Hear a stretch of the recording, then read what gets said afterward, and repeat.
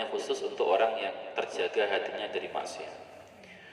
Jadi yang pertama, Ustaz, hal-hal yang dapat membuat orang hafalannya lemah itu maksiat. Di anak-anak dikuatkan begitu. Jadi hafalan kalian biar kuat, jauhi maksiat semampunya. Agar hafalannya agar pikirannya bersih pertama. Kalau sudah pikirannya bersih, maka ilmu itu lebih mudah nempel. Sesuai apa maksudnya? Solasi juga sama. Meskipun dia ada lemnya, kalau nempel ke tempat yang tidak bersih, penuh dengan debu, tidak kuat. Sama dengan ilmu, itu bisa nempel ke pikiran dan hati yang lebih bersih. Dia lebih kuat nempelnya. Kemudian yang kedua, wa kasratudz dzunub, dan banyak dosa. Banyak dosa itu bikin gelap. Kalau sudah gelap itu kan ilmu susah masuk. Wal humum, dan galau. Galau, gelisah maksudnya. Itu bikin hafalan amburadul. Karena sudah pikirannya kacau soalnya orang galau itu. Wal ahzan, dan sedih fi umurid dunya. Fi umurid dunya, dalam hal duniawi. Sedih, galau urusan dunia. Itu bikin hafalan lemah. Tapi kalau sedih dan galau urusan akhirat, itu malah tambah kuat hafalannya. Kok beda? Kok bisa beda? Sama-sama sedih, yang satu urusan dunia, satu urusan akhirat, tapi efeknya bisa berbeda. Karena kalau dunia, Ustaz, sumpek. Misalkan ada orang dapat rezeki ini, terus kita galau karena nggak dapat yang sama. Itu sumpek, bawaannya itu tidak nerima. Bawaannya, tidak nerima takdir. Yang kedua, bawaannya cari kambing hitam. Ini siapa ya yang bikin saya nggak dapat? Terus gitu. Akhirnya galau urusan dunia itu bikin pikiran tidak fokus, tidak tenang, ilmu susah masuk. Logikanya gitu. Tapi kalau galau urusan akhirat, tambah mantap. Saya kemarin ngaji At-Tibyan fi adabi hamalatil Quran dengan anak-anak. Ulama dulu itu saja, kalau sakit itu dibacakan Quran sembuh. Kalau sekarang mungkin dibacakan Quran bisa jadi belum sembuh. Bukan karena Qurannya, tapi vibrasi Quran dengan orangnya. Jadi yang salah bukan Qurannya, karena Allah sudah berfirman, wa nunazzilu minal Qur'ani ma huwa syifa. Al-Quran itu diturunkan, diantaranya fungsinya sebagai syifa, sebagai obat.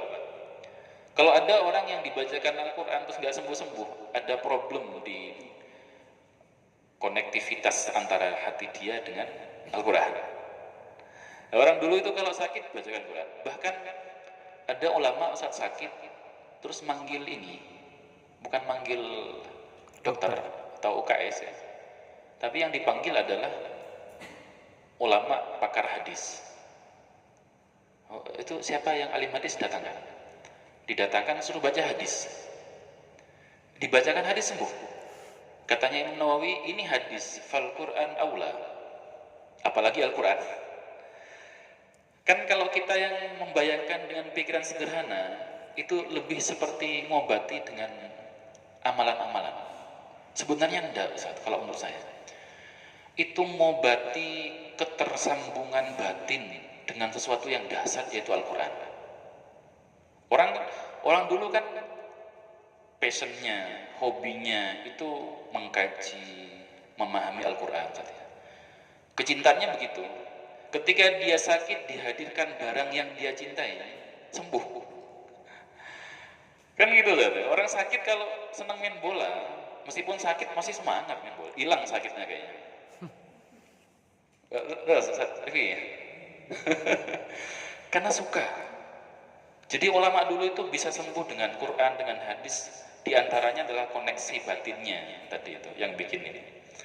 Maka di dalam nyari ilmu biar hafalan kuat itu hindari galau urusan dunia. Kalau galau urusan akhirat itu bagus. Ada sahabat saat galau, tapi bukan galau seperti kita urusan dunia. itu galau gara-gara sekian hari tidak ketemu Rasulullah, sampai wajahnya pucat. Orang sakit sampai wajahnya pucat itu berarti serius. Dijenguk oleh Rasulullah. Pertanyaan Rasulullah, ma ghayyara launak, apa yang membuat kamu pucat begini, sakit apa kamu? Orang ini bilang,